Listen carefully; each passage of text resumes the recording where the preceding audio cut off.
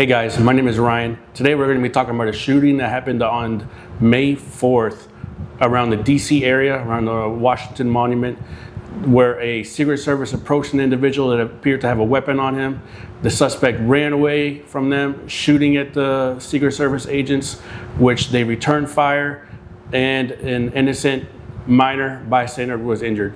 So I have the briefing here of the director of the Secret Service, and he's going to give a briefing to the press. Let's listen to it.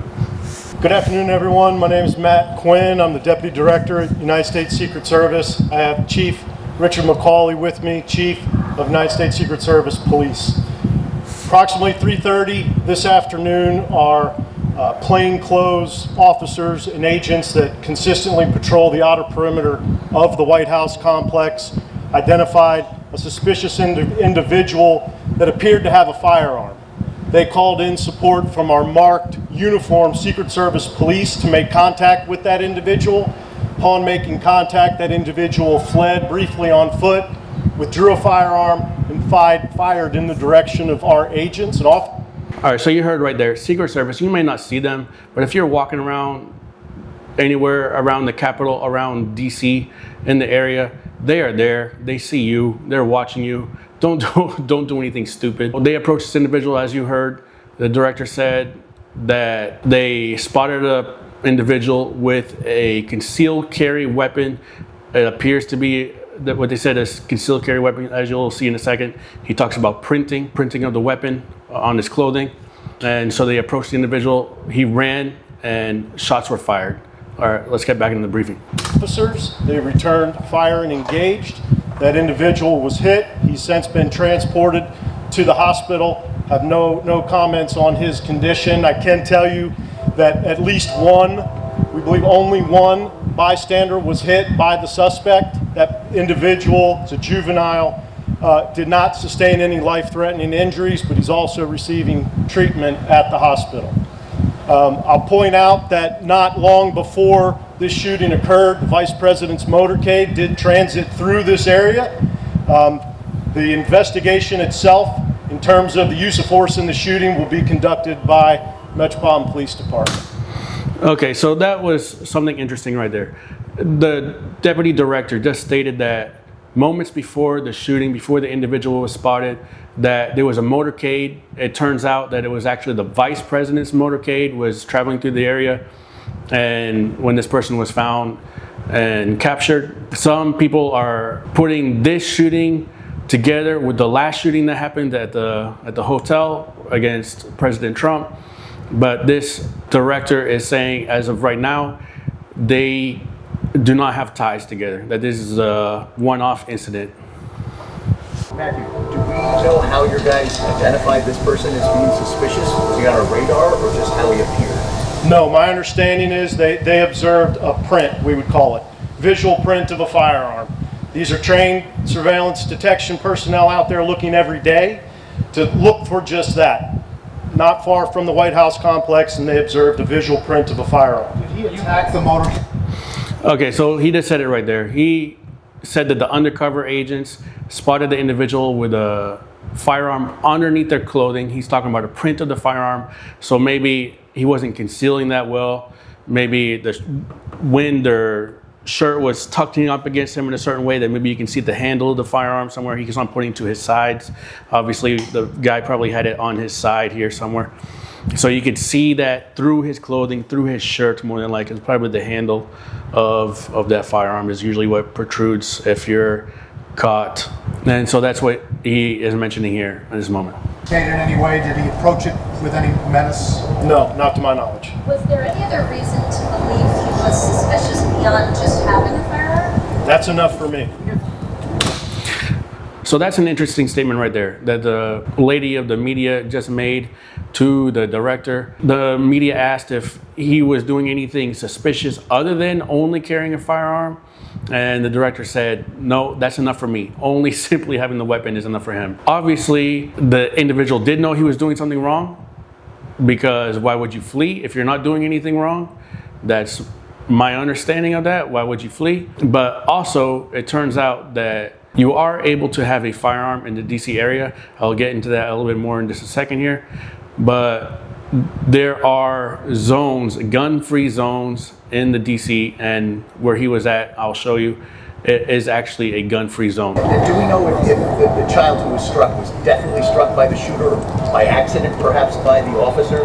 I can't say, and we'll let the doctors figure that out, but everything I've seen leads me to believe, and the investigators believe, he was struck by the suspect. So, Mr. Quinn, this man was spotted near the lighthouse, but not on the property. Correct. Not on the property. We're not.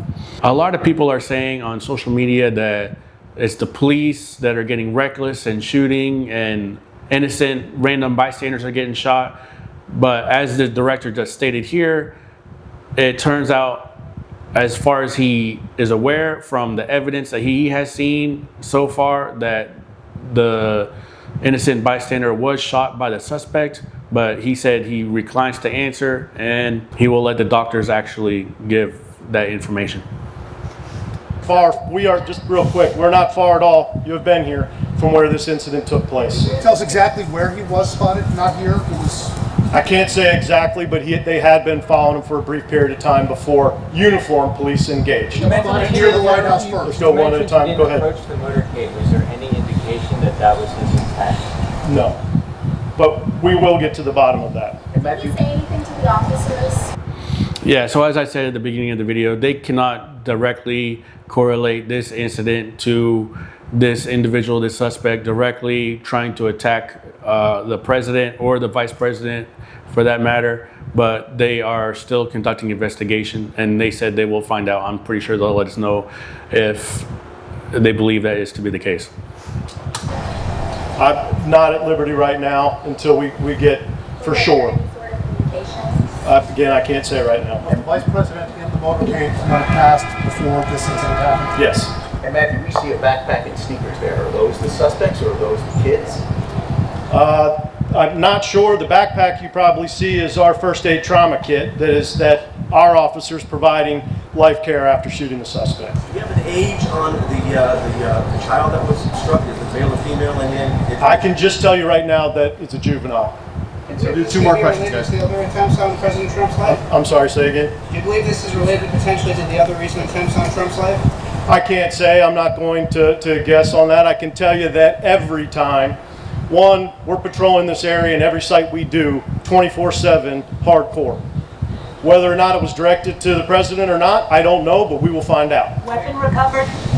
Yes. And What did he Matthew, tell us what it was? Guys. I'm going to hold on that. What's the condition of I'm the sorry, suspect? real quick, this Do you lady. believe an age on the man who was shot and taken to the hospital by the Secret Service?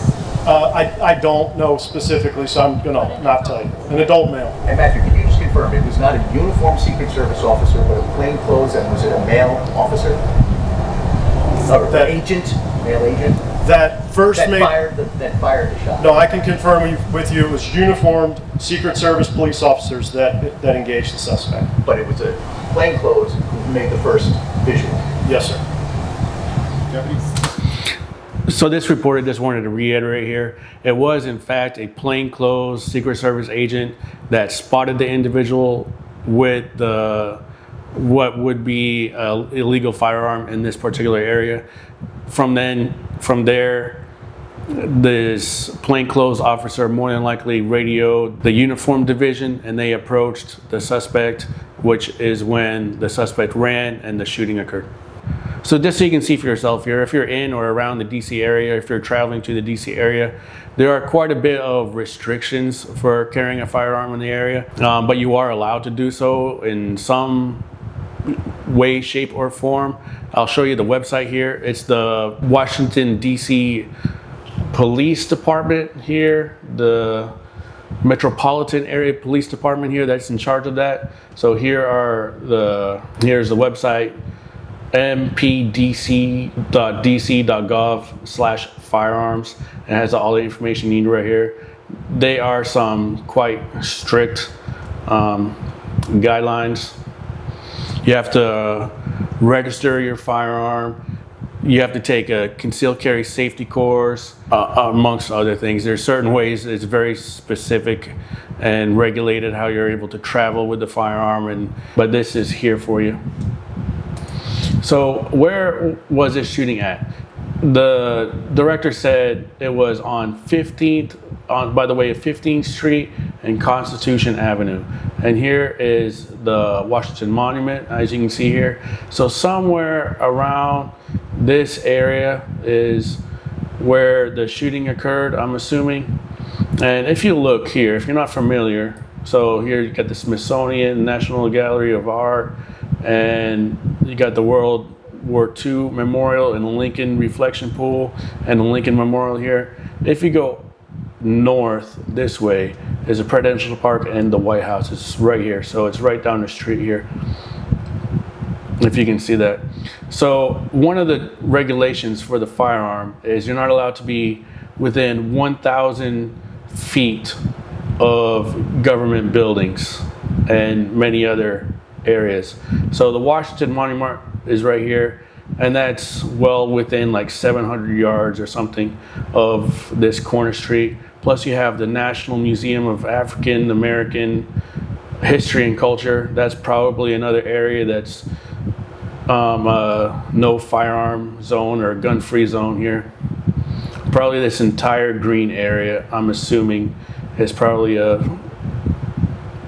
gun-free zone. So here you have it. There's one more shooting around the President of the United States, Vice President of the United States, what have you.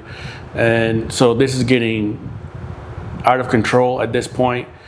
Whether you want to say it's just a one-off incident or if it's related to the presidency at all.